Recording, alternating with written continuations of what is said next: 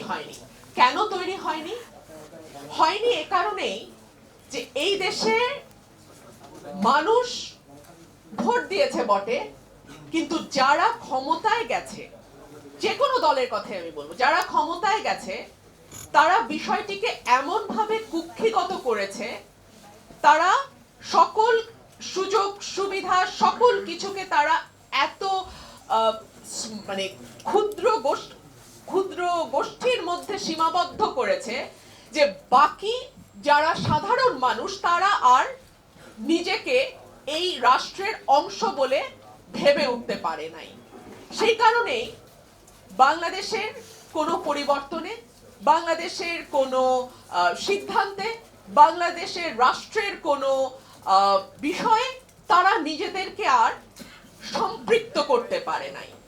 আমি নিজের ফিলিং এর কথাই বলতে পারি, গত 17 বছরে আমি দেশটাকে নিজের বলে ভাবতে পারি নাই। আমার কাছে নিজেকে দ্বিতীয় শ্রেণীর নাগরিক মনে হয়েছে। এবং খুবই ইন্টারেস্টিং, আমি খুঁজে খুঁজে বের করেছি ইন্টারন্যাশনাল র্যাঙ্কিং গুলোতে কোন কোন জায়গায় বাংলাদেশ আরো পিছিয়ে গেল। মত প্রকাশের স্বাধীনতায় পিছিয়ে যাচ্ছে, গণতন্ত্রের সূচকে পিছিয়ে যাচ্ছে, দুর্নীতির সূচকে পিছিয়ে যাচ্ছে। এই খবরগুলো না আমাকে এক ধরনের স্বস্তি দিয়েছে। কেন? কারণ আমি রাষ্ট্রটাকে আপন ভাবতে পারি নাই। আমি নিজেকে রাষ্ট্রের নাগরিক হিসেবে রাষ্ট্রের প্রতি আমার যে দায়িত্ব এবং আমার যে হিস্সা, তার দুটোর কোনোটাই আসলে আমি বুঝে পাই নাই।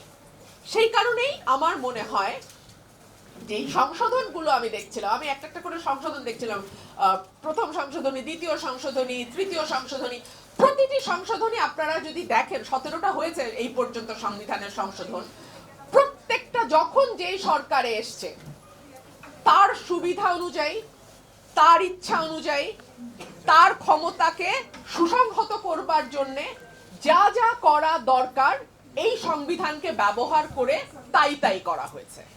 সেই কারণেই সংবিধানটা না 17 কোটি মানুষের সংবিধান কোনোদিনও হয়ে উঠতে পারে নাই।